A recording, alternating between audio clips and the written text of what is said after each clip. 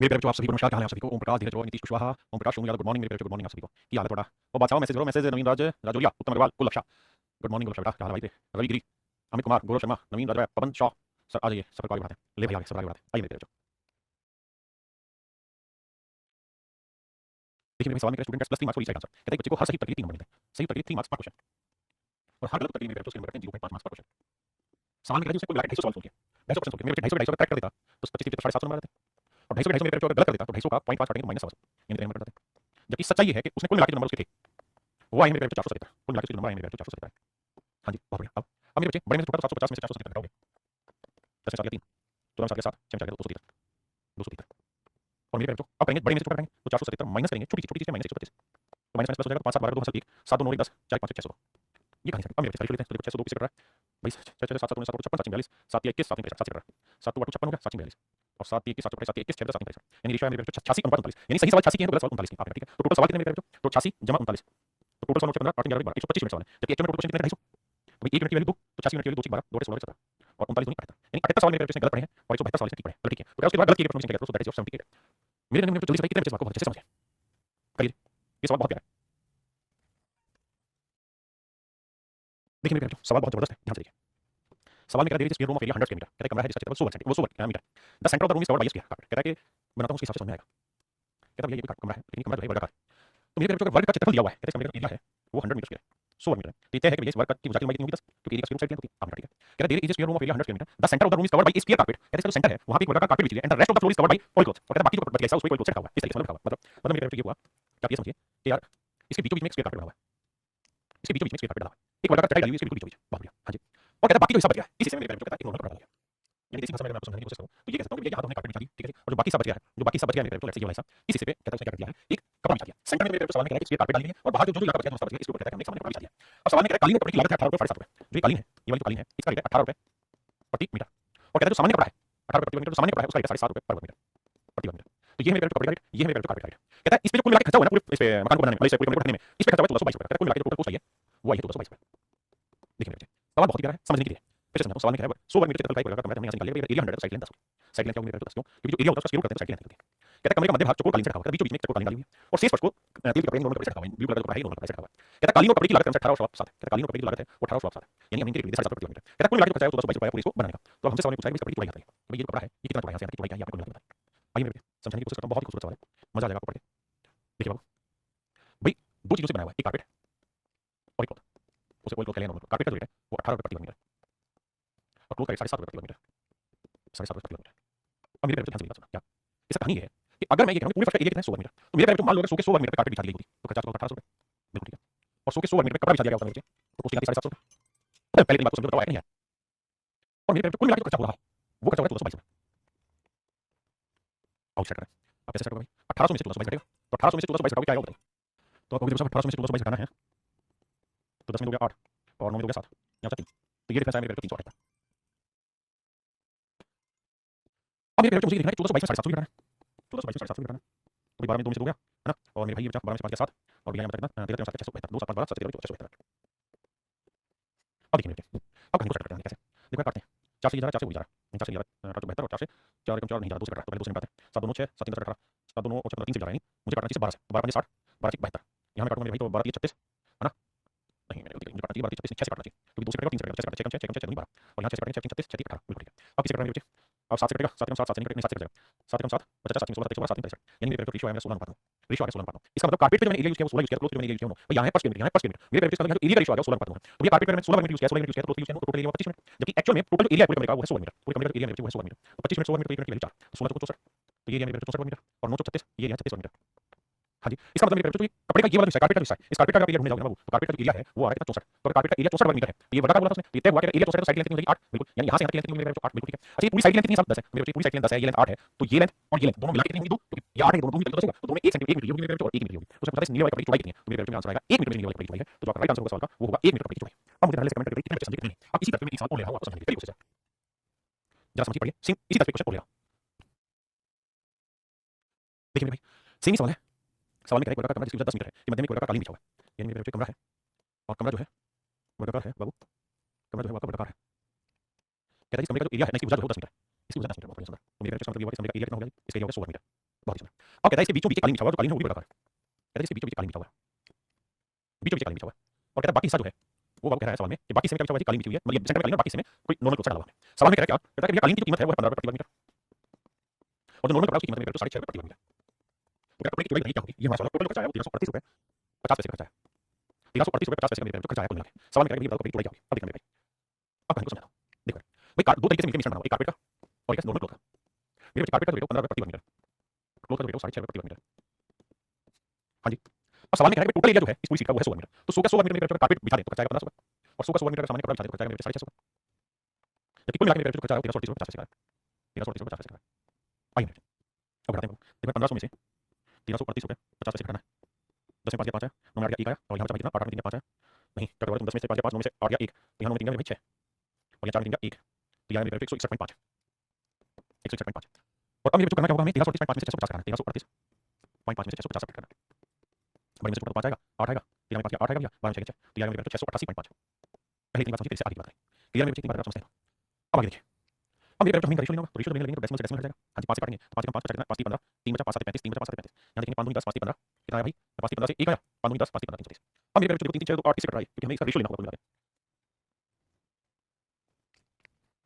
मेरे सिंपलीफाई करना पड़ेगा, कैसे सिंपलीफाई करें भाई, देखो ये तो तय है कि ये 3 से 9 से भाग नहीं जाएगा, 5 से आगे भाग नहीं जाएगा, 7 से भाग देते हैं 7 तो 28 नहीं जाने लगा, 7 तो 28 4 नहीं जाएगा, 7 के बाद ये 11 3 6 नहीं जाएगा, 11 के बाद 13 से भाग देंगे 13 26 7 नहीं जाएगा, 13 से नहीं जाएगा, मैं इसी नंबर पर करने लगा। मेरा पहला काम ये होगा कि किससे कट रहा है, 13 के बाद 14 हटा दो 15 हटा दो 16 हटा दो, क्योंकि वो इवन नंबर है और 15 5 है, तो 17 17 से कट रहा है, 17 का मैं 17 17 नहीं मैं 17 काटने लगा, 17 से यहाँ काटेंगे तो भैया 17 8 और 17 17 बिल्कुल ठीक। तो 81 अनुपात 19 आया, इसका मतलब मेरे जो कारपेट का एरिया 81 है, तो क्लोथ का एरिया कितना 19, तो टोटल एरिया कितना होगा 81 और 19 जोड़ बताएगा मेरे 100, तो टोटल एरिया 100 यूनिट एक्चुअली कितना है 100 वर्ग मीटर, तो इसका मतलब 1 यूनिट की वैल्यू कितनी आ गई 1 वर्ग मीटर, तो मेरे 81 यूनिट की वैल्यू 81 वर्ग मीटर, 19 यूनिट की वैल्यू 19 वर्ग मीटर। मतलब मोटा मोटा कहने का मतलब ये मोटा मोटा बात कि इस कारपेट का एरिया आएगा मेरे जो 81 वर्ग मीटर। अगर कारपेट का एरिया 81 वर्ग मीटर है मेरे बच्चे, तो ये वाली जो लेंथ होगी, ये लेंथ कितनी होगी 9, क्योंकि स्क्वायर है तो स्क्वायर की साइड लेंथ होती है, मतलब ये वाला साइड कवर तो उसका स्क्वायर रूट 9 होता है। ये पूरी लेंथ मेरे जो क्या है 10, ये पूरी लेंथ 10 है, ये लेंथ 9 है, तो नेचुरल है ये वाली लेंथ और ये वाली लेंथ दोनों का जोड़ 1 मीटर होगा, तो ये 9 है, दोनों का जोड़ 1 होगा तो आधा मीटर ये होगा, आधा मीटर ये होगा, यानी कपड़े की चौड़ाई 0.5 मीटर मेरे बच्चे रहेगी। ये मेरे सवाल का सही उत्तर होगा 0.5 मीटर कपड़े की चौड़ाई होगी, ऑप्शन डी आपका सही आंसर है ना। अब आगे देखिए, जो बच्चे पूछ रहे हैं कि भाई बड़ा नंबर काटेंगे कैसे कैसे पता चलेगा, देखिए बेसिक आइडिया तो बात से आ गया था कि इसका जो भी एरिया होगा परफेक्ट स्क्वायर होना चाहिए, क्योंकि परफेक्ट स्क्वायर होगा तभी परफेक्ट लेंथ निकल पाएगी। तो या तो यहाँ 1 हो सकता है, या 4 हो सकता है, 9 हो सकता है, 16 हो सकता है, 25 हो सकता है, 36 हो सकता है, या 49 हो सकता है, 64 हो सकता है, 81 हो सकता है, परफेक्ट स्क्वायर नंबर सही करना होगा, मतलब रिजल्ट ऐसा होना चाहिए। दूसरा ये कि नंबर सिस्टम में आपको पता होगा प्राइम नंबर ढूंढने का तरीका बताया था, ये प्रोग्राम 330 है, तो इसके आसपास कोई ऐसा नंबर ढूंढो, वहां पे मैंने सारा सिखाया प्राइम नंबर, तो वहीं से सारी चीजें निकलेंगी। देखिए मेरे सवाल में कह रहा है car travel 20 kilometre per hour को 30 मिनट, कहता है कार की स्पीड 20 किलोमीटर पर आवर, कितनी देर चलती है 30 मिनट, और कहता है x किलोमीटर पर आवर की स्पीड से x की वैल्यू आपको निकालनी है, कहता है 30 मिनट तक चलती है, नहीं ये 30 मिनट की 45 मिनट वहां पे। The average speed of the entire journey of the car is 14 kilometre per hour, कहता है पूरी जर्नी की जो एवरेज स्पीड है मेरे वो है 14 किलोमीटर पर आवर, तो कहता है कि भैया x की वैल्यू क्या होगी, ये वैल्यू क्या होगी, तो देखिए 15 दूनी 30 15 3 45, ये आ गया टाइम का रेशियो, इसका रेशियो टाइम का रेशियो। जब आप रेशियो निकाल लेते हैं ना तो उससे मिनट हट जाता है, घंटे हट जाता है, सेकंड हट जाता है, उसको आप जिस रेशियो में चाहे रेशियो में कन्वर्ट कर लें, यूनिट में, तो रेशियो आ गया 2 पर 3। अब एक बार छोटा छोटा 20 बड़ा 20 में से 14 घटा 6, तो आप ये देखना चाहिए 3 यूनिट का 6 है, 3 यूनिट का 6 है, तो 1 यूनिट की वैल्यू क्या होगी मेरे, तो ये हो क्या रहा है आंसर गलत है इसका, क्योंकि x की वैल्यू हर हाल में 14 से छोटी होनी चाहिए, वो है ही नहीं, ऑप्शन में मिस्टेक है इसमें। तो 3 यूनिट 6 तो 1 यूनिट की वैल्यू मेरे तो बिल्कुल ठीक है, तो 2 यूनिट की वैल्यू तो आपने 4। अब मेरे एक बात बताना, अगर मिश्रण 20 से छोटा है तो मिश्रण किससे बड़ा होगा, इससे कितना बड़ा होगा 4, तो ये होगी 10 किलोमीटर पर आवर, तो हर हाल में मेरे x की वैल्यू 10 किलोमीटर पर आवर होगी, ऑप्शन में मिस्टेक है, ऑप्शन 10 आंसर होगा, क्योंकि मिश्रण हमेशा ध्यान रखना इन दोनों के बीच की वैल्यू होती है, इन दोनों के बीच की वैल्यू होती है मिश्रण। देखिए सवाल में कह रहा है घूमने 30 मिनट तक 25 किलोमीटर पर आवर की चाल से चलता है, कहता है 30 मिनट तक 25 किलोमीटर पर आवर की स्पीड से चलता है, और अगले 20 मिनट में 30 मिनट में 40 किलोमीटर पर आवर की स्पीड से चलता है, 40 किलोमीटर पर आवर की स्पीड से चलता है, तो क्या भैया पूरी जर्नी की एवरेज स्पीड निकाल के बताओ क्या होगी, पूरी जर्नी की औसत चाल निकाल के बताइए क्या करना चाहिए हमें। सबसे पहले काम इनका रेशियो लीजिए, टाइम का रेशियो लेंगे भैया 3 अनुपात 2, तो करना क्या मेरे 25 और 40 का डिफरेंस, 25 और 40 का डिफरेंस क्या होगा 15 किलोमीटर पर आवर, इसको मेरे तो बांटेंगे 3 अनुपात 2 में, तो 3 और 2 5 5 3 15 3 3 9 3 9 6, इसका मतलब मेरे भाई ये जो वैल्यू होगी 9 होगी, ये वाली वैल्यू होगी 6, तो 40 में से घटा के 9 आया कितना होगा 31, तो औसत चाल आएगी मेरे 31 kilometre per hour, average speed जो बनेगी 31 किलोमीटर पर आवर। करिए करिए, सवाल में कह रहा है कि भुवनेश ने 10 घंटे में 150 किलोमीटर की दूरी तय की, भुवनेश ने 10 घंटे में 150 किलोमीटर की दूरी तय की, बात कहता अपनी यात्रा का एक भाग उसने कार से ट्रैवल किया और दूसरा भाग उसने रिक्शा से ट्रैवल किया, कहता कुछ पार्ट तो चलाए होंगे मेरे कार से और बाकी पार्ट चलाए रिक्शा से। सवाल में कह रहा है कार की जो स्पीड है वो है मेरे 20 किलोमीटर पर आवर और रिक्शा की जो स्पीड है वो 12 किलोमीटर पर आवर। अब कहानी को आगे समझता हूं, अब मेरे एक बात ना, सवाल में कह रहा है कि जो भुवनेश है उसने पूरी जो डिस्टेंस ट्रैवल की ना 150 किलोमीटर की, उसको ट्रैवल करने के कितने घंटे लगे 10 घंटे, तो ये है मेरे जो 1 घंटे में चली दूरी, ये भी 1 घंटे में चली दूरी, तो मिश्रण भी जो होगा ना वो आपका 1 घंटे में चली दूरी का ही होगा, तो 10 घंटे में 150 चली 1 घंटे में चलेगा 15, तो मिश्रण की स्पीड आ गई मेरे 15 kilometre per hour,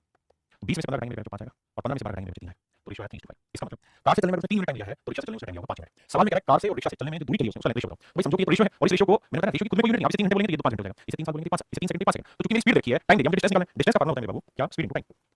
speed into time, तो स्पीड है 20, तो 20 की स्पीड से 3 घंटे की दूरी चलेगा कितनी, यहाँ देखेंगे तो 12 की स्पीड से 5 घंटे की दूरी चलेगी, तो 12 5 60 30 20 60 1:1 तो मेरे इनकी जो डिस्टेंस का रेशियो आएगा वो आएगा 1:1, इनकी डिस्टेंस का रेशियो आएगा मेरे 1:1 है ना। आप चाहे तो सॉल्व कैसे भी कर सकते हैं, कंबाइन करके कैसे, कि मान लो सर 10 के 10 घंटे, 10 घंटे में 150 किलोमीटर चलना, 10 के 10 घंटे का कार से चलता तो 200 किलोमीटर चलता, और 10 के 10 घंटे का रिक्शा से चलता तो भैया 120 किलोमीटर चलता, जबकि कुल मिला के जो चला है वो चला है मेरे कितना 150 किलोमीटर 10 घंटे, तो यहाँ से रेशियो निकालेंगे 50 आएगा 30 आएगा, यानी रेशियो पार्ट हो जाएगा 3:5, यानी यहाँ से अगर उसने 3 यूनिट घंटे यहाँ से 5 मिनट, तो 20 30 घंटे में 60 हमारे 5 घंटे 60 पोजीशन सही होगा। देखिए सवाल में कह रहे हैं मैन ट्रैवल 255 किलोमीटर 7 कहता है एक आदमी ने 7 घंटे में 255 किलोमीटर की दूरी चली। अब आगे कह रहा है कि भाई यात्रा के पहले भाग में उसकी स्पीड थी 30 किलोमीटर पर आवर और अगले भाग में स्पीड थी 45 किलोमीटर पर आवर। तो पहला भाग जो चला वो चला मेरे बस से, इससे चला बस से, और बस से जब वो चला तो उसकी स्पीड थी मेरे 30 किलोमीटर पर आवर। अगला जो पार्ट वो चला मेरे किसी कार से, ट्रेन से, और जब ट्रेन से चला मेरे बच्चे तो सवाल में कह रहा है कि उसकी स्पीड थी 45 किलोमीटर पर आवर थी, वहां पे स्पीड थी 45 kilometre per hour, 45 kilometre per hour, और कह रहा है कुल मिला के 7 घंटे में 255 किलोमीटर की डिस्टेंस चल गई। अब या तो 255 को 7 से भाग दे तो भाग जाएगा 255 से, तो क्या है कि आप करोगे सिंपल तरीका है कि मान लो 7 के 7 घंटे बस से चले 7 के 7 घंटे ट्रेन से चले, तो 7 के 7 घंटे बस से चले तो 210 किलोमीटर चलेगा, 7 के 7 घंटे ट्रेन से चले तो 7 5 35 7 28 30 315 किलोमीटर चलेगा, जबकि एक्चुअल में जो उसने डिस्टेंस चली है वो चली 255 किलोमीटर। तो 315 में से 255 घटाएंगे 45 15 में 60 और 255 में से 210 घटाएंगे 45 15 45 15 60 मेरे रेशियो है 4:3। इसका मतलब ये हुआ कि अगर बस से 4 मिनट टाइम चला होगा तो ट्रेन से चला होगा 3 घंटे। इस बार वो ये नहीं पूछा कि उन्होंने कितनी डिस्टेंस चली और डिस्टेंस का रेशियो, इस बार पूछा एक्चुअल डिस्टेंस कितनी चली। तो मेरे रेशियो में देखना होगा 4 मिनट टाइम या 3 मिनट टाइम या 4 टोटल कितना टाइम या 7 मिनट टाइम, जबकि एक्चुअल में कितना टाइम हुआ है 7 घंटे, एक्चुअल में टाइम 7 घंटे तो 7 मिनट एक्चुअल में 7 घंटे तो 1 मिनट की वैल्यू 1 घंटे, तो एक्चुअल में वो बस से चला है 4 घंटे और ट्रेन से चला है 3 घंटे, बिल्कुल ठीक है। तो सवाल में पूछा बस से कितनी दूरी चली, तो भैया 30 की स्पीड से 30 किलोमीटर पर आवर की स्पीड से मेरे रेशियो 4 घंटे में दूरी चली 120 kilometre, and that is your right answer. मेरे रेशियो आपका करेक्ट आंसर 120 किलोमीटर का सही आंसर है ना, 120 किलोमीटर का सही आंसर।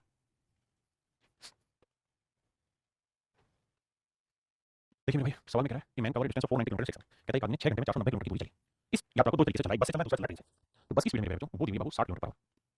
60 किलोमीटर पर आवर की स्पीड से, जबकि दूसरे भाग में 100 किलोमीटर पर आवर की स्पीड से ट्रेन से चला। ट्रेन की जो स्पीड है भाई वो है 100 किलोमीटर पर आवर। अब देखो 490 6 से भाग होगा तो करो क्या, डेसिमल में जाने से बेटर सीधा मान लो 6 घंटे इससे चले 6 घंटे से चले तो 360 चलेगा, 6 घंटे ट्रेन से चले तो 600 चलेगा, लेकिन एक्चुअल में उसने दूरी चली कितनी मेरे तो आप कहेंगे 490, 600 में 490 मेरे 490 360 130, तो आंसर है 11 अनुपात 13। इसका मतलब मेरे 11 यूनिट डिस्टेंस बस 11 घंटे बस 11 मिनट टाइम बस से चला 13 मिनट टाइम ट्रेन से। अब कह रहा है बस और ट्रेन द्वारा तय की दूरी के बीच अनुपात क्या, अब सीधा 11 को 60 से गुणा करो 60 बन गया, यहाँ डिस्टेंस आ गई, यहाँ 100 को 13 से गुणा करो 100 बन गया, तो देखो मेरा बाबू 0 से 0 हो गया, यह 11 से 66 और यह 130, अच्छा वो कटेगा, तो 2 से कटेगा 2 6 और 2 से कटेगा 5 तो यह 33 और 13 65, तो मेरा आंसर आएगा 33 अनुपात 65। Option C is your right answer.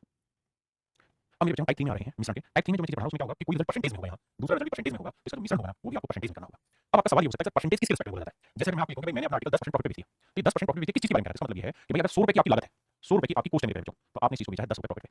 10 रुपए लाभ पे। अगर आपकी लागत 100 है तो आपने इसे बेचा 10 रुपए लाभ पे। अगर मैं आपको मेरे बच्चों ये कहूं कि आपने इसे 3% प्रॉफिट पे बेच दिया, सेक्शन 3 में, इसका मतलब ये है कि अगर आपका प्रिंसिपल 100 यूनिट है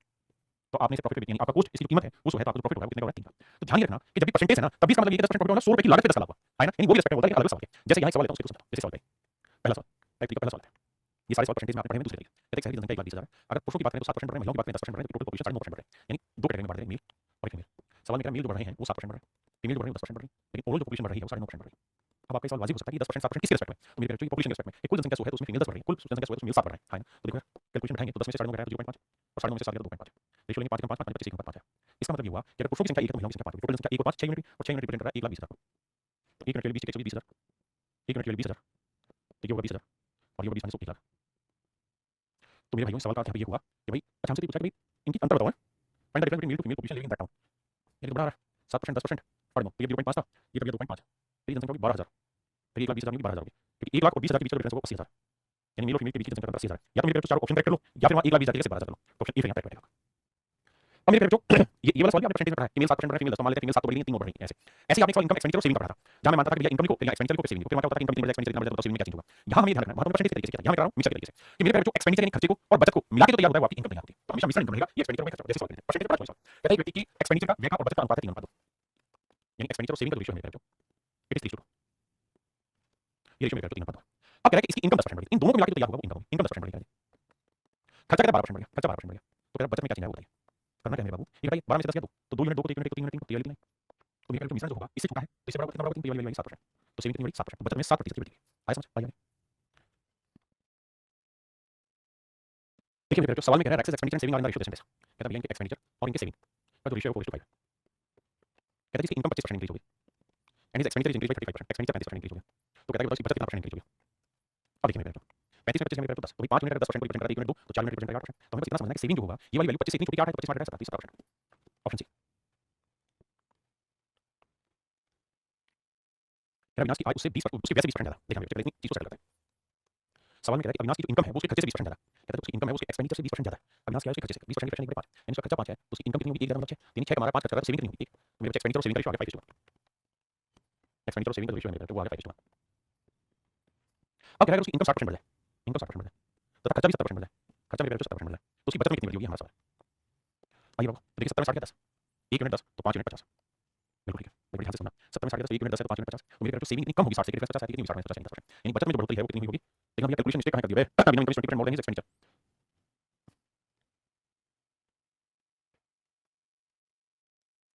बिल्कुल ठीक है।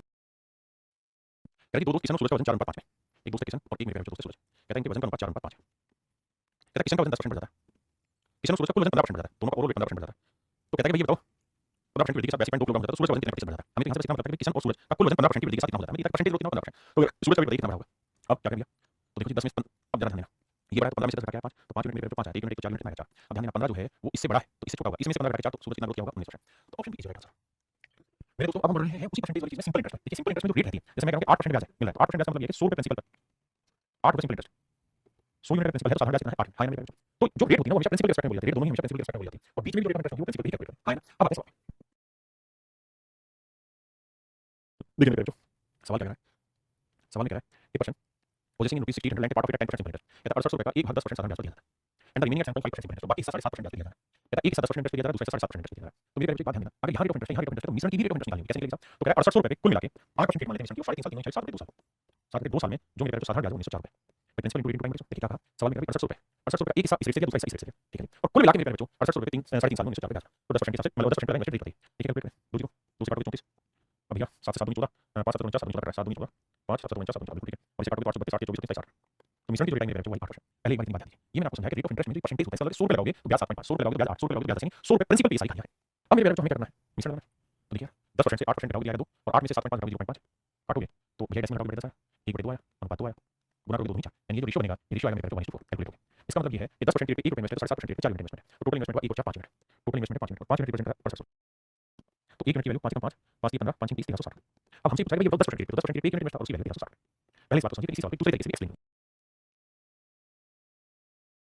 देखिए मेरे दूसरा तरीका इसी सवाल को करने का ये हो सकता है कि हम ये कहें कि मान लो पूरे पूरे 6800 रुपए को 10% रेट ऑफ इंटरेस्ट पे उधार दें, पूरे 6800 रुपए को अगर 10% की रेट पे उधार दिया जाता तो ब्याज कितना मिल जाता 680 में, बिल्कुल ठीक है सर। और मेरे बच्चे पूरे पूरे 6800 को 7.5% रेट पे इन्वेस्ट करते तो ब्याज कितना मिलता आप जानते हैं 10 है ये 7.5 ये 680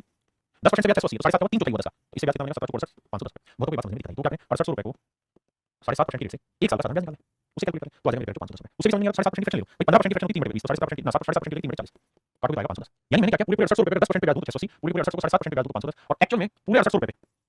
जो 3.5 साल का ब्याज बना है वो बना है 1904 रुपए। तो भाई 1904 रुपए ब्याज बना है पूरे 3.5 साल का, 7 रुपए 2 साल का, तो 7 से काटेंगे 7 दूनी 14 बचा कितना 5 7 49 7 दूनी 14, तो 2 से बनाएंगे 2 बेहतर 2 दूनी 4 2 7 14 2 दूनी 4 5 5 क्लियर है। इसका मतलब ये हुआ कि पूरे 6800 रुपए पे 10% से कितना ब्याज बनता 7.5% से कितना ब्याज बनता, लेकिन एक्चुअल में बना 1 साल का ब्याज है, ध्यान देना 1 साल या 1 साल तो नहीं निकाल लेना, अब मुझे खरीद लेना तो 680 से 540 करेंगे तो ये आएगा भैया 96 और ये बैठेंगे मेरे 24 अब लेंगे तो भैया 2 17 24 और 48 लेकिन कैलकुलेशन मिस्टेक हुई है ये मिस्टेक करना ये तो 24 का गलत है 0 10 में 4 6 7 में 4 3 है ना 5 में 136 पे तो 24 24 24 1 और 5 प्रिंसिपल में बांटेंगे आइए मेरे करिए मेरे आइए मेरे सवाल में कह रहा है some amount of 6000 was lent out at 10% per annum interest amount 20% per annum कहता है 6000 रुपए का कुछ हिस्सा 10% की रेट में इन्वेस्ट कुछ हिस्सा 20% की रेट में इन्वेस्ट बहुत बढ़िया। कहता है कुल मिला के 6000 रुपए पे मिश्रण रेट मान लो 4 साल के अंदर जो साधारण ब्याज बना है मेरे वो कह रहा है 3400 रुपए, ठीक है जी। पहला तरीका यहाँ से कैलकुलेट करने का, अब मिश्रण रेट में 2 0 से 2 0 1 0 से 1 0 गया 4 3 7 2 से कटेगा 2 3 6 2 से सॉरी क्यों काट रहे हो 4 से कटेगा 4 से काटते हैं 4 के 4 20 तो मेरे रेट जो आई 85 बचे, तो मिश्रण की जो रेट मेरे 85 बचे 6%, क्लियर बहुत सुंदर। अगर ये बात क्लियर है मेरे और आपकी बात समझ आ रही है तो अगले स्टेप आते हैं, बड़े में से छोटी चीज तो 20 में से माइनस करेंगे 85 बचे और 85 बचे 6 में से 10 घटाएंगे, मैंने 20 120 में 85 मेरे 35 देखो 120 में से 85 गया 35 बचे और 6 नहीं 60 85 में 25 बचे 5 7 35 5 25 तो मेरे बच्चों ये रेशियो है 7:5 ये रेशियो है मेरे 7:5। इसका मतलब ये हुआ कि 10% की रेट पे 7 यूनिट इन्वेस्ट है तो 20% की रेट पे 5 यूनिट तो टोटल पैसे मेरे कितना 7 5 12 यूनिट तो 12 यूनिट जो है वो टोटल पैसे रिप्रेजेंट करता है 6000 रुपीस। तो 1 यूनिट की वैल्यू 12 500 रुपए और 1 यूनिट की वैल्यू मेरे 500 रुपए है तो मुझसे पूछेगा भाई 7 यूनिट की वैल्यू तो 7 गुना 500 यानी 3500 रुपए, तो मैं ये कहता हूँ 3500 रुपए इन्वेस्ट हुए हैं इस रेट पे 10% पे और 5 गुना 500 और 2500 रुपए जो है वो आपके इन्वेस्ट है मेरे बच्चे 20% क्लियर। तो क्या 10% की रेट पे कितना पैसा इन्वेस्ट किया तो 10% की रेट पे 3500 रुपए ऑप्शन बी। ये तो है मेरे डिटेल में अगर डिटेल छोटी सी रेट कैलकुलेट करना, लेकिन आप ऐसा स्मार्ट अप्रोच लेना चाहते हो रेट कैलकुलेट नहीं करना चाहते तो ये सोचिए पूरे पूरे 6000 अगर 10% की रेट पे ब्याज पे चढ़ाते तो 600 रुपए मिलता और पूरे पूरे 6000 रुपए 20% की रेट से ब्याज पे चढ़ाते तो 1200 रुपए ब्याज मिलता, लेकिन एक्चुअल में जो ब्याज मिला है वो कितना है 734 रुपए मिला बहुत बढ़िया। इतने सालों का 4 साल में 1 साल कितना 4 25 750 तो 1 साल में 850 रुपए ब्याज तो 1200 850 में 350 और 850 600 250 0 से 0 5 5 25 5 7 35 तो आंसर है मेरे 7:5 आंसर है मेरे भाई 7:5 मतलब ये हुआ कि अगर 10% से 7 यूनिट इन्वेस्ट 20% पे 5 तो 7 12 यूनिट 6 1 यूनिट 5 35 25 आंसर दोनों तरीके से मैंने चीजों को लिखना सीखा है। ये आपको डिसाइड करना है मेरे बच्चों कि दोनों में आपको कौन सा तरीका लगता है। अब हम यही सेम चीज प्रॉफिट एंड लॉस में आएंगे मेरे बच्चों मैं कहूं कि मेरे आर्टिकल पे 7% प्रॉफिट हुआ इसका मतलब ये हुआ कि मैंने 100 रुपए लगाए हैं 100 रुपए लगाए हैं तो 7 रुपए कमाए 7% प्रॉफिट मतलब ये तो ये 100 रुपए मेरी अगर कॉस्ट प्राइस होगी तो मैंने जो कमाया है जो मेरा प्रॉफिट हुआ वो है 7। तो मैं आपको ये कहना चाहता हूं कि जब भी परसेंटेज में चीजें रखी हो और प्रॉफिट लॉस परसेंटेज रखा हो तो हमेशा ध्यान रखना किसके रिस्पेक्ट में बोली जाती है चीजें सीपी पे। मैं कहूंगा मैंने 50% प्रॉफिट पे कोई चीज बेची मतलब 100 लगाए 50 प्रॉफिट कमा लिया लगाए मतलब कॉस्ट बेस हुआ है प्रॉफिट में 50 बहुत आइए देखिए मेरे बच्चों सवाल में कह रहा है सोपी पर 2 क्वालिटीज ऑफ पल्सेट रेट 200 पर क्विंटल और 260 पर क्विंटल कहता दो तरीके की दालें खरीदी एक 200 रुपए पर क्विंटल और एक मेरे 260 रुपए पर क्विंटल कहता इन 52 quintal of the second quality दूसरी वाली 52 क्विंटल हमने चीजें खरीदी, दूसरी टाइप की 52 क्विंटल दालें हमने खरीदी, ताकि how many pulse of first quantity should be mix so that by selling the resulting mixture eight 300, ताकि जो मिश्रण तैयार हो उसे मेरे पे 300 रुपए पर क्विंटल के भाव से बेचें, 300 रुपए पर क्विंटल के भाव से बेचें तो हमें 25% का प्रॉफिट। अब यहाँ पे ध्यान से देखना कि मिश्रण को 300 रुपए प्रति क्विंटल बेचने पर 25% का लाभ। मेरे पेरेटो क्या है, ये पल्सेस का कॉस्ट प्राइस है, ये दूसरी टाइप की पल्सेस का कॉस्ट प्राइस है। मेरे पेरेटो मिश्रण भी क्या लेना होगा, आपको कॉस्ट प्राइस लेना होगा। तो भैया 300 रुपए क्या सेलिंग प्राइस है, कह रहा है सेलिंग प्राइस है 300, कह भैया 300 रुपए पर क्विंटल में वो चीज बेच रहा है, 300 रुपए पर क्विंटल में वो चीज बेच रहा है, तो उसे 25% का प्रॉफिट है। आपको क्या चाहिए, सीपी का निकाल पाएंगे। तो एक बात बताइए बाबू, ये 25% का प्रॉफिट कमा रहा है, 25% की फ्रैक्शन मेरे पेरेटो 1 बचा, यानी चीज खरीदी अगर मेरे पेरेटो 4 यूनिट में होगी तो एक का कमाएगा लाभ, तो बेचेगा कितने में 5 में, 25% का मतलब 4 यूनिट 1 का 5 बेचेगा, तो 5 यूनिट रिप्रेजेंट करेगा मेरे 300 का, 5 यूनिट सेलिंग प्राइस 300 रुपए पर क्विंटल, 1 यूनिट 300 रुपए 5 यानी 60, मेरे 4 तो आएगा 60 गुना 4 आएगा 240, यानी जो 300 रुपए पर क्विंटल की चीज बेच के 25% का प्रॉफिट कमाया है, एक्चुअली में खरीदी है 240 रुपए पर क्विंटल, 240 रुपए पर क्विंटल। अब 260 में 240 है मेरे पेरेटो 20 और 240 में से 200 मेरे पेरेटो 40। अगर आप इसका लेंगे तो 20 कम 20 20 40, तो सारी मेरे पेरेटो 1:2, मतलब 2 यूनिट चीज आप बेच रहे हैं, 2 यूनिट चीज इस रेट की है, 1 यूनिट चीज आपको इस रेट की लेनी होगी, तो 2 यूनिट 52 क्विंटल है तो 1 यूनिट की वैल्यू आ जाएगी 26, तो इसका मतलब इस टाइप की 26 क्विंटल दालें आपने ली होंगी, तब आपका मिश्रण 240 रुपए पर क्विंटल बनेगा। ठीक है जी, इस बात को समझने में दिक्कत आई होगी, अगले भाई नहीं सही है, और पास है ना इस टाइप। देखिए मेरे बेटो,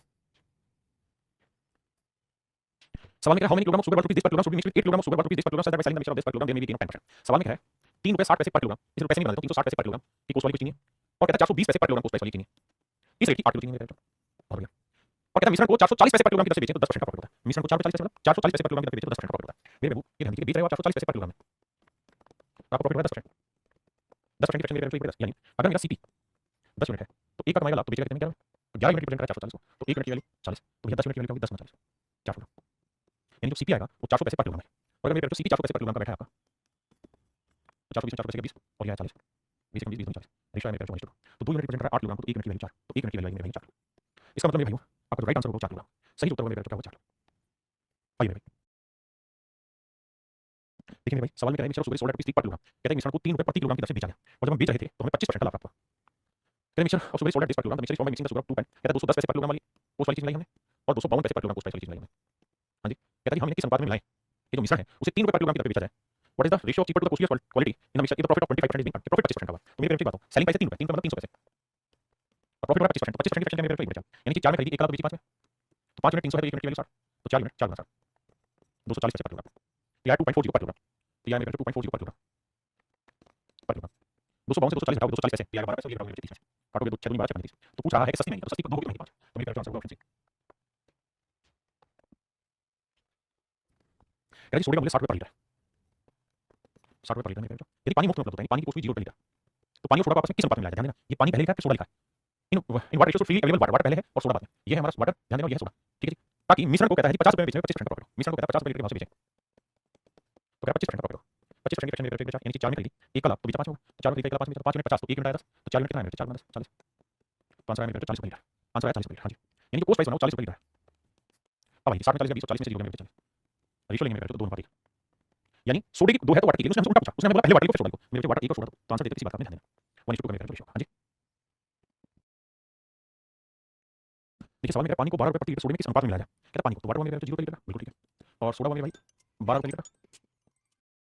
अब कह रहा है कि भैया इस मिश्रण को तो 13 रुपए 75 पैसे में बेचते हैं तो 25% का प्रॉफिट होता है, 13 रुपए 75 पैसे में बेचते हैं तो 25% का प्रॉफिट होता है, 13 रुपए 75 पैसे बेचते हैं तो 25% का प्रॉफिट होता है, 25% की फ्रैक्शन मेरे एक बचा, यानी कि 4 में खरीदी 1 का लाभ बेच कितने में 5 में, तो 5 यूनिट रिप्रेजेंट प्राइस है तो भाग देंगे तो 5 दूनी 10 नहीं जाएगा है ना, 5 7 35 5 7 35 2.77, 5 7 35 5 7 35 नहीं गलत कर दिया मैंने, 5 25 आएगा 2.75, 5 25 5 7 35 2 10 की 10, तो 4 यूनिट की वैल्यू 4 गुना 2.75, तो देखो 4 20 4 28 और 30 और 4 8 तो सीपी आया मेरे 11 रुपए लीटर, सीपी आ गया 11 रुपए लीटर, मेरे पेरेटो सीपी आ गया 11 रुपए लीटर, बहुत ही सिंपल है, बस करना है कि काम आपको, आपने देखा यहाँ कोस्ट यहाँ कोस्ट मिश्रण की कोशिश की 12 में से क्या 1 11 में से 0 उठाएंगे क्या, यानी हमने किस अनुपात में लाएंगे 1 अनुपात 11। अभी ध्यान से ये पूछा करता है वाटर रेशियो वाटर भी मिक्स वाटर पहले पानी को, तो पानी पहले, तो पानी 1 है और सोडा क्या है, तो मेरे पेरेटो इसमें आंसर होगा ऑप्शन सी, ऑप्शन सी मेरा राइट आंसर, ठीक है। देखिए मेरे Pareto price of petrol is 60 पर लीटर, कहता है पेट्रोल का मूल्य 60 रुपए पर लीटर, पेट्रोल का मूल्य मेरे पेरेटो 60 रुपए पर लीटर, तेल का जो कीमत है ये तो पेट्रोल और ये भाई नॉर्मल ऑयल मान लीजिए, तो कहता है नॉर्मल ऑयल है वो है 40 रुपए लीटर, बहुत बढ़िया। कहता है पेट्रोल और तेल को आपस में किस अनुपात में मिलाएंगे 75 रुपए में बेचने पर, कि मिश्रण को 75 रुपए में बेचने पे मेरे पेरेटो 25% का प्रॉफिट हो, आपने ठीक है, मेरे 75 रुपए में अगर आप बेच रहे हैं,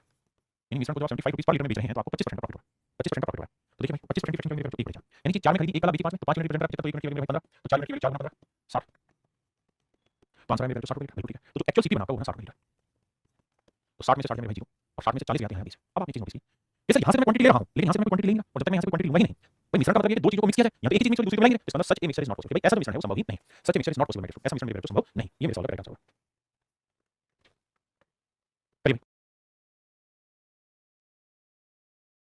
देखिए सवाल में कह रहा है 42 रुपए प्रति किलोग्राम वाले कितने किलोग्राम चावल को, कहता है 42 रुपए पर किलोग्राम वाले कितने किलोग्राम चावल को 50 रुपए पर किलोग्राम वाले 7.5 किलो चावल, ये है मेरे पेरेटो 7.5 किलो चावल,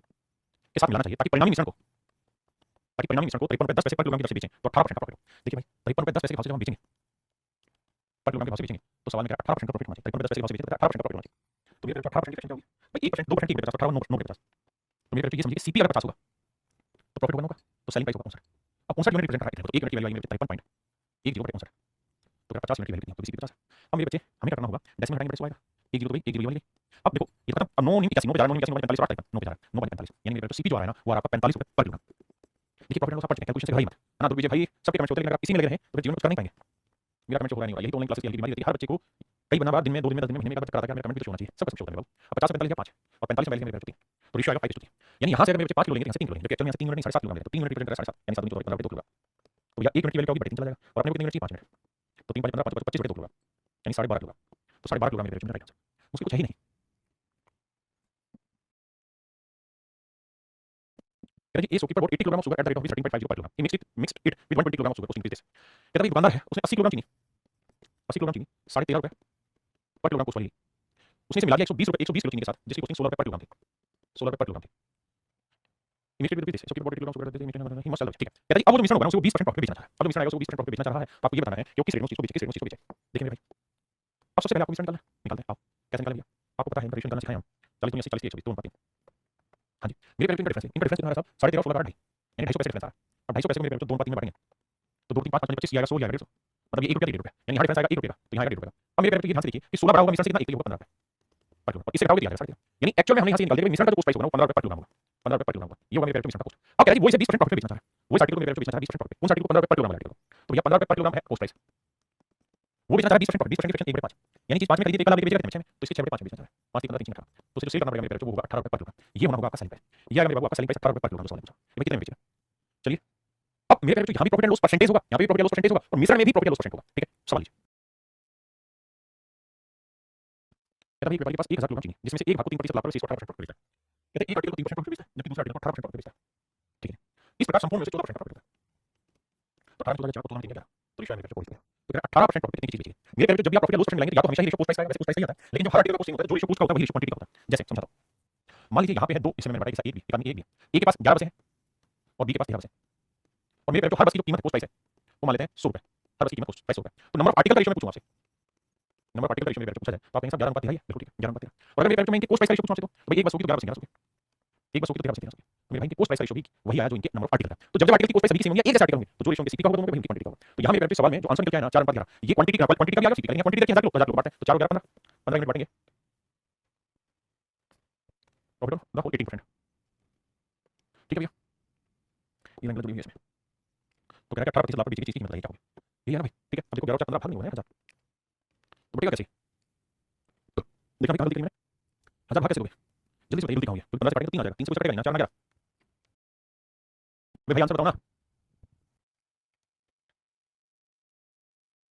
सवाल में हो ही नहीं सकता वैसे भी क्योंकि 18% वाले का बड़ा आ रहा है आंसर तो 1000 ग्राम के आसपास आना चाहिए 3% 13% होगा ये हो सकता है 13 होगा तो ठीक है मेरे पेरेंट जो एक्जेक्टली सवाल मिस्टेक की टाइप से 13% लिखा था 3% लिखा है 13% आएगा तब करेक्ट आएगा क्योंकि 13% होगा तो 13 में से चला गया गलत होगा में से करेगा 4 5 मिनट रिप्रेजेंट करेंगे 1000 ग्राम 1000 किलोग्राम तो 1 मिनट की वैल्यू आएगी 200 किलो तो 1 मिनट की वैल्यू आंसर आएगा 200 तो क्वेश्चन में मिस्टेक है मेरे पेरेंट और मिस्टेक ये है 3 नहीं 13% होगा तो आंसर आएगा ठीक है। जी 50 रुपए प्रति कलम की दर से 50 कलम खरीदता है 50 रुपए पर कलम की रेट से पर पेन की रेट से मेरे पेरेंट 50 पेन खरीदता बहुत बढ़िया 50 रुपए प्रति कलम की दर से 50 कलम खरीदता है 40 कलमों को 5% हानि पर बेच देता है तो बचे हुए कलमों को कितने प्रतिशत लाभ पर बेचेगा कुल 10% का आओ सवाल कुछ हो गया है वो ये कह रहा है कि एक आदमी ने ना 50 पेन 50 रुपए में खरीदे अगर 50 पेन 50 रुपए में खरीदे इसका मतलब cost price of each pen भैया 50 पेन 50 रुपए में खरीदे तो हर पेन की कोस्ट आई 1 रुपए पर पेन हर पेन की कोस्ट मेरे पेरेंट है 1 वह कह रहा है कि इनमें से 40 पेन होगा वह इनमें से 40 पेनों को मेरे पेरेंट 5% लॉस में बेच देता है तो बचे हुए 10 पेनों को किस रेट में बेचे मेरे पेरेंट कितने परसेंट प्रॉफिट लॉस में बेचे कि उसे टोटल पे और 10% प्रॉफिट कुल मिलाकर 10% प्रॉफिट सबसे पहले मेरे पेरेंट रेशियो ले लें तो क्वांटिटी और कोस्ट प्राइस रेशियो सेम आता है जब हर आर्टिकल का कोस्ट सेम दिया है मेरे पेरेंट 4 बात अब मेरे बाबू इसका मतलब ये हुआ कि ये बड़ा होगा ये छोटा और ये छोटा ये बड़ा इसमें से घटाएंगे हमारी वैल्यू इसमें से घटाएंगे तो मेरे 10% में से घटाएंगे -5 देखो 10% में से माइनस करोगे -5% माइनस प्लस 5% तो ये आएगा मेरे पेरेंट 15% तो 1 यूनिट जो है वो रिप्रेजेंट कर मेरे 15 को तो 4 यूनिट जो है वो रिप्रेजेंट करेगा 60% आप होगी। अब मेरे पेरेंट इसमें से ये वैल्यू घटा के आना चाहिए 60 ये वैल्यू क्या होगी 70%। इसका मतलब बाकी बचे पेनों को उसे 70% प्रॉफिट बेचना होगा तो उसे ओवरऑल 10% का प्रॉफिट बेचे होगा है ना। देखिए मेरे सवाल में ये कह रहा है कि मैंने परचेज 150 पेन सवाल में कह रहा है कि आदमी ने 150 पेन लिए हैं एट द रेट ऑफ 12 पर पेन यानी हर पेन की कोस्ट है मेरे पेरेंट वो है 12 रुपए पर पेन 12 रुपए पर पेन कोस्ट है आपने ठीक है कहता उसने 50 पेन बेच दिए 10% प्रॉफिट पे 50 पेन बेचे मेरे पेरेंट 10% प्रॉफिट पे the percentage gain at which he must sell the remaining pen so as to gain 15% कहता बाकी पेनों को कितने परसेंट प्रॉफिट बेचे ओवरऑल 15% का प्रॉफिट हाँ जी मेरे भाई टोटल 35 150 में से 50 पेन हो गए, बचे कितने मेरे 100 पेन, 100 पेन। अब देखिए दोस्तों रेशियो लेंगे 50 50 50 200 1 दो बढ़ते हैं कैसे बढ़ते देखिए। अब मेरे बच्चे ये वैल्यू जो होगी ये बड़ी होगी क्योंकि 10 और इससे 15 बीच में तो 15 से बड़ा है कितना 5, तो नेचुरल है इससे 15 छोटा होगा, तो भैया 2 यूनिट 5 को तो 1 यूनिट 2.5 को, तो ये वाली वैल्यू होगी 2.5, तो ये वाली जो वैल्यू होगी हर हाल में 17.5% रहेगी। और यही आपसे पूछा है कि भाई शेष को कितने परसेंट प्रॉफिट पे बेचे, तो आंसर होगा 7.5% प्रॉफिट पे हमें चीज़ को बेचना होगा।